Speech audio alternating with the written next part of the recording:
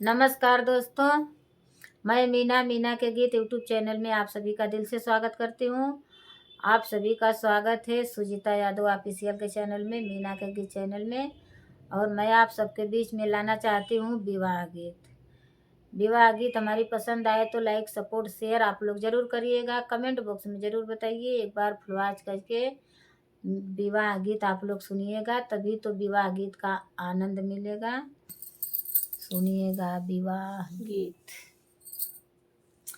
बड़ा रे यादरवा से सीता बेटी पलली हो, सिया बेटिया पलली। हरे राम बियाहिले जल रे लाला नामा, हरे राम बियाहिले जल रे लाला नामा। बड़ा रे यादरवा से सिया दिया पलली हो, सिया दिया पलली।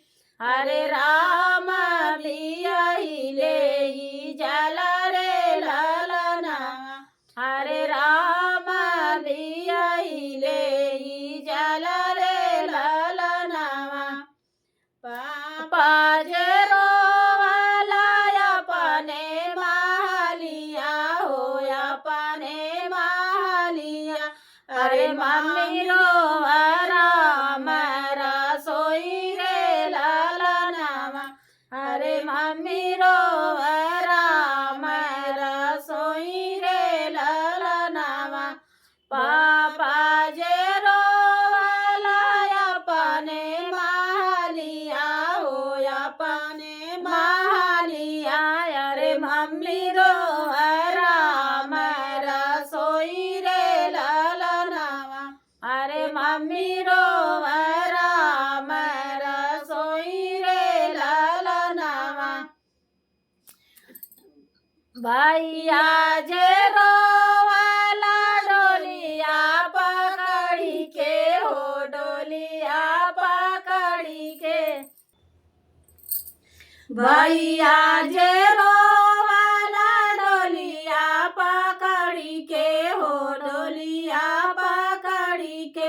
अरे आजू बहिनी भाईनी पराई रे ललनामा, अरे आजू बहिनी भाईनी पराई रे ललनामा। भैया जे रोवाला डोलिया पकड़ी के हो, डोलिया पकड़ी के। सब सखी मड़वा में ठहरा रे ललनामा, अरे सब सखी मड़वा में ठहरा रे ललनामा।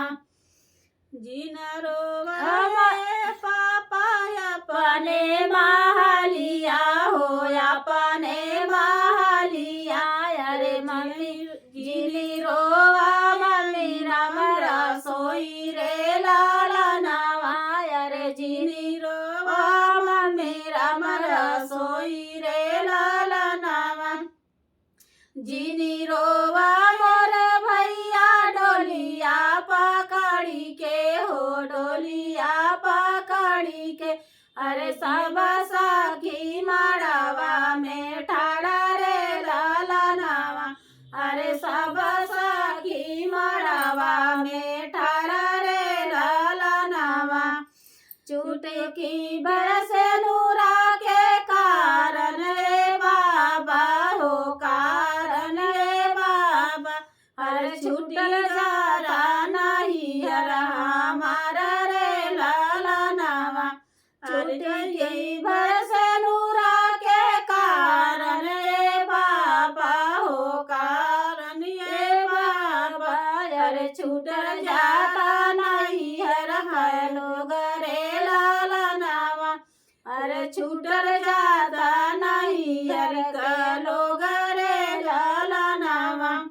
एक लोटा धरिया के कारण रे भैया हो, कारण रे भैया।